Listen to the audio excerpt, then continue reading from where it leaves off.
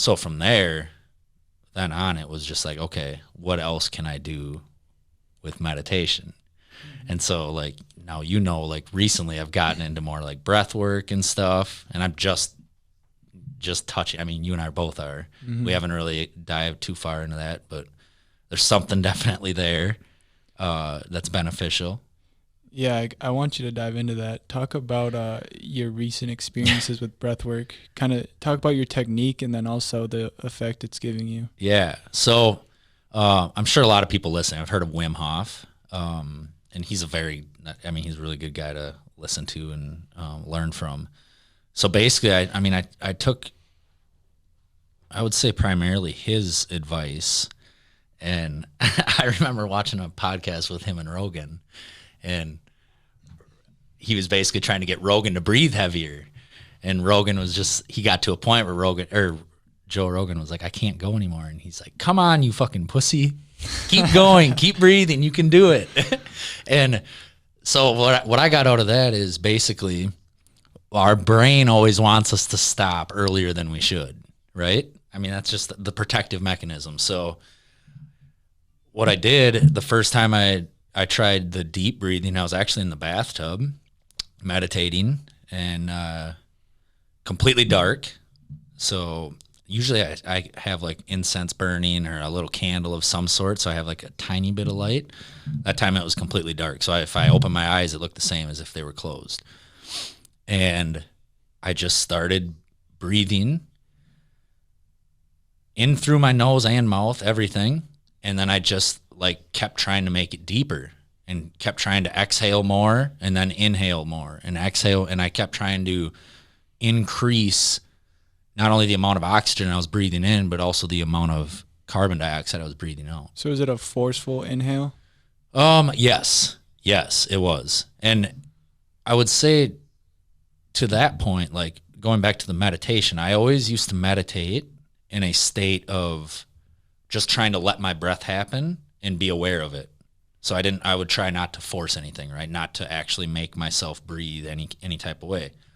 With the breath work, I was doing the exact opposite. I was actually physically trying to force as much air. And again, this is for anyone listening, I don't know what proper breath work is, so don't take my recommendations for it. This is just what I experienced. So basically, like when I got to a certain state and I could feel like everything from my diaphragm up. At first I thought it was a burning sensation, but then after I did it again, I realized it was almost like I used the analogy of like a tuning fork to you, because that's kind of what it felt like. I did have some like a prayer chant going on also. So there was audio. There was audio, yes. There was music. The Devi prayer, yeah.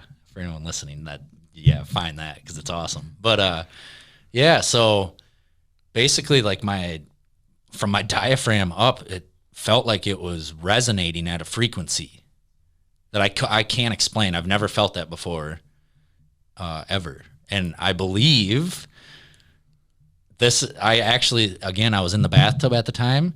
I actually got freaked out. So my whole thing of like telling you like I've overcome my fear of death, that obviously is not true, because in that moment I got scared as shit and I was like, fuck, what if I drowned? Like, what if I pass out? Like, I didn't know. So I stopped and then just kind of sat in it for, I don't know, probably 5 or 10 minutes, and it stayed there. Like, and I just tried to meditate in it, but it got me to a point where I was a little, I was scared. I didn't know what the hell was going to happen. So it was different than meditation. You felt that you were in a different state of consciousness that you weren't familiar with? Yes. I was definitely not familiar with it. And it was definitely different than meditation. And this came solely from breathwork? Yeah. Yeah, and it was, like I told you the day it happened, I didn't count. I don't know how many breaths I actually did, but I would assume it was less than 75. So like, I know the people that you've researched and like the little bit I've done on breath work, like there's some people that go for 2 or 3 hours in a session. Holotropic breath. Holotropic. Yeah. And so like this was literally less than 2 minutes. I know for a fact I was breathing less than 2 minutes. So I couldn't even imagine going for 2 hours. But it was it's definitely something I'm going to explore more because I know that there's something there. I don't know what it is, but Yeah. yeah. Can you just give an example of, because we're gonna have video for this too, just like 3 to 5 breaths Yeah, of what it would absolutely. be. So yeah, I kind of started. So I was just kind of laying back in my tub and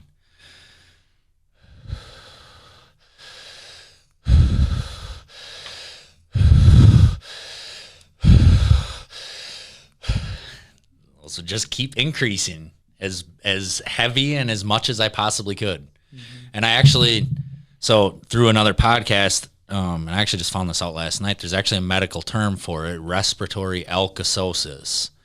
And it's essentially you're alkalizing your blood, I think. You're decreasing the amount of carbon dioxide in the blood. And so the effect that it has, I have no idea. I can't speak to that. I don't know what the hell it is. I just want to explore it more because it reminded me of psychedelic. It reminded me of some sort of like I was on the verge of going somewhere or doing, something like that. So again, So it felt similar to taking a psychedelic substance. I would say it felt the most similar to the 5-MeO. Okay. I never got. To give you guys some background, he's talking about 5-MeO dimethyltryptamine, Yes. which is a secretion from a toad called Bufo alvarius. So basically what they do is they capture or hunt these frogs or toads. And there is some unethical practices because I think there's actually a shortage of this stuff right now. But it doesn't hurt the toad. So basically I don't know the exact technique, but they extract secretion from the toad's back. And then they just let it crystallize and harden on a piece of glass. And then you vaporize that and you have one of the most profound experiences of your life.